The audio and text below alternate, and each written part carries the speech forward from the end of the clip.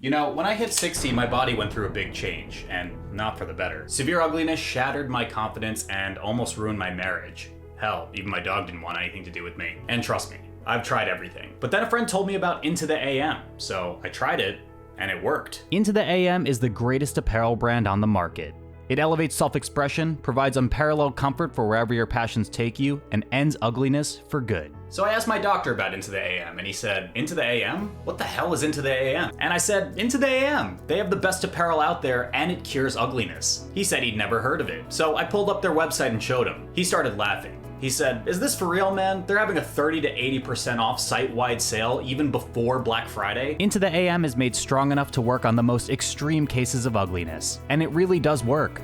Fast. So my doctor asked me, where'd you even hear about Into the AM? And I told him, a little birdie told me that Into the AM has been fighting the good fight against looking shitty since 2012. And he said, the fuck do you mean a little birdie? And I said, well, I guess I don't really know who told me that, but Into the AM makes cool clothes. And he said, how could you even know that? Are you on drugs? So I told my doctor, all right, look, let's just forget about that and use discount code WALT at checkout for 10% off your order and I'll be on my way. Guys, Into the AM really works. And that's just what's written on the tag. So what are you waiting for? Use promo code WALT for 10% off your order at intotheam.com today. Side effects include reduced ugliness and wake up subscribe to turndownforALT.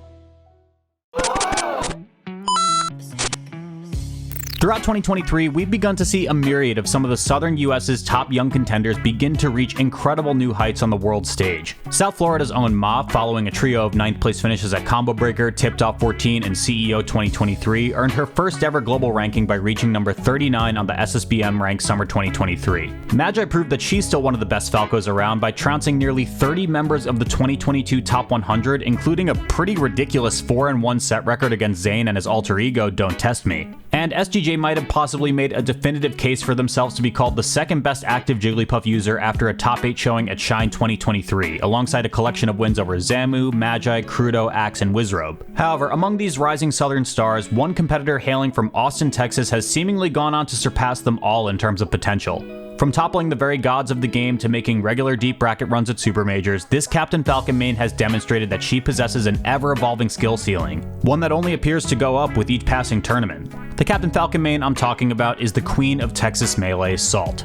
Storming into the summer rankings at 18th back in July, Salt has enjoyed quite the meteoric rise this year, to say the least, notably not dipping below 17th at any major she's attended, including a career-defining 9th at the Big House 11 just last month. And although her major resume for the year may be absolutely stellar, Salt has also racked up a solid list of accomplishments on the regional scene as well. Over the past 6 months, she's managed to take home a small collection of first place trophies from events like Low Tide City, Rising Grind, and Luminosity Makes Moves Miami. And okay, none of these regionals exceeded 175 entrants, and Low Tide City was the only one that featured a top 10 member, but they nonetheless boasted a large contingent of top 50 to top 20 level players. This meant that Salt was still consistently going up against and winning said regionals over some of the game's biggest names from around the world. Let's talk about how Salt utterly stomped the Southern Melee regional scene in 2023, starting with the second largest water park tournament of the year, Low Tide City. And by the way, if you like this type of Melee content, please be sure to subscribe to my channel. I'm on the way to 80k and I'm hoping to get to 100k very, very soon, and yeah, it kind of helps or whatever. Alright, let's do it.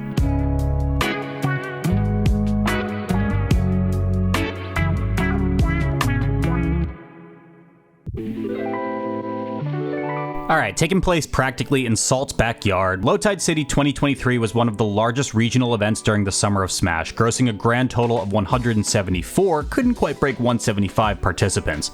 Most of those were ranked outside of the SSBM Rank 2022 Top 24.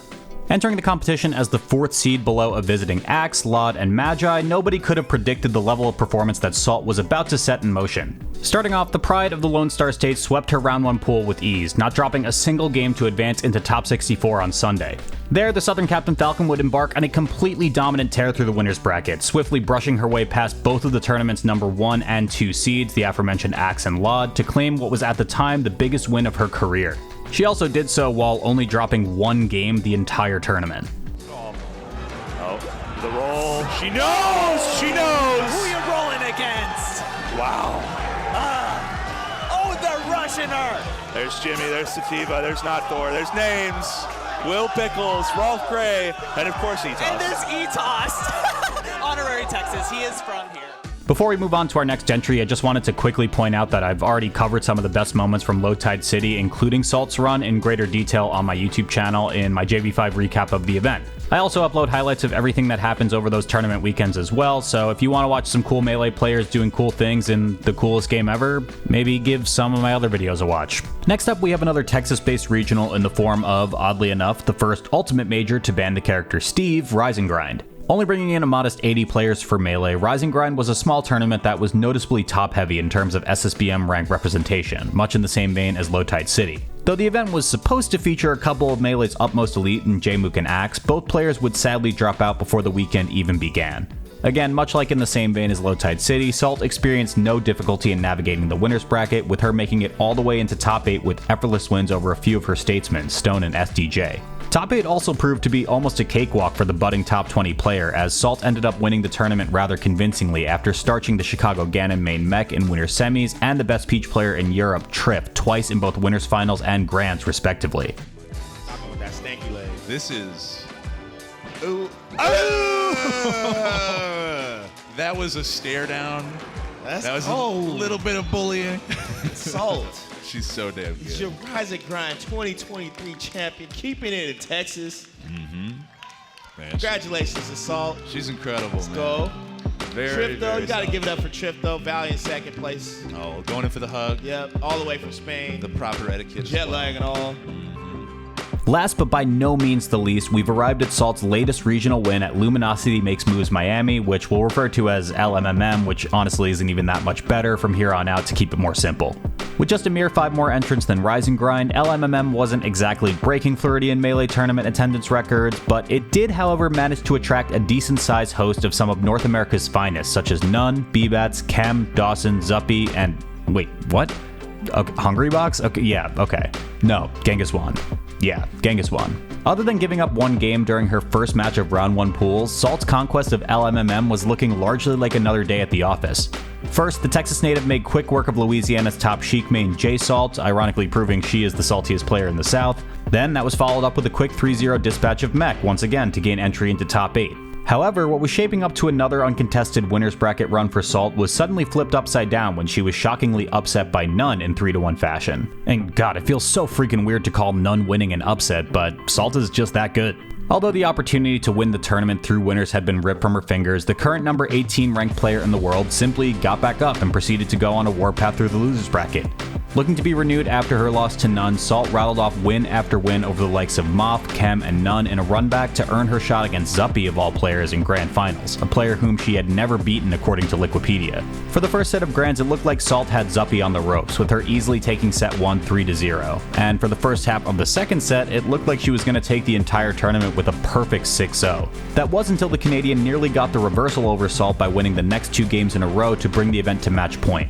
The final game of the day boiled down to an entertaining barn burner between 2 of the game's top talents, but on the last and final stock, Salt had managed to snag the ledge from a recovering Zuppy, causing him to fall to his demise while completing Salt's losers run as well as winning this tournament in the process. Waiting, Oh, the and movement. yes, roll. Great patience, Everyone Ashley. knew that roll was Oh. coming, and Zuppy. Oh my god!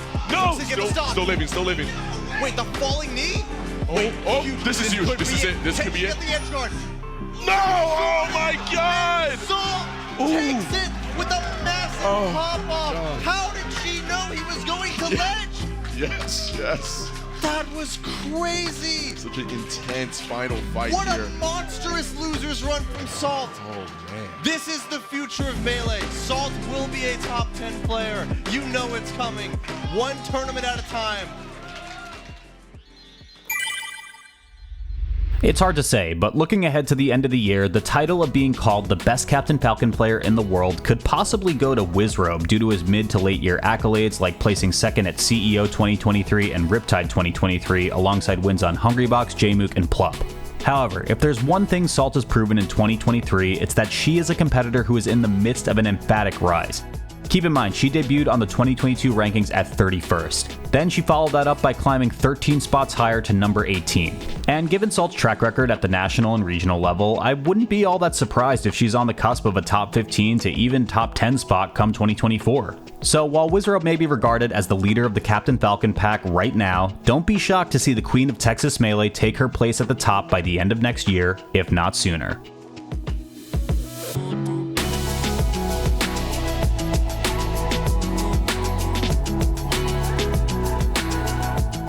Hey, thanks for watching. Let me know in the comments what you guys think of these quicker analysis pieces. I have a lot of projects in the works and I'm planning out a monthly chat on my Patreon where I'd be able to go over what's in the pipeline alongside some things about video production. If you're interested in that and can kick a buck, I'd really appreciate it if you checked it out. Thanks to our top tier patrons and YouTube members, Avishua Stein, Bobby Wasabi, Erica's Cool, Juniper, NNG Esports, Storm, and Tingly Jungle for supporting the channel. Alright, go click this video now, please. Thanks again, we'll see you next time.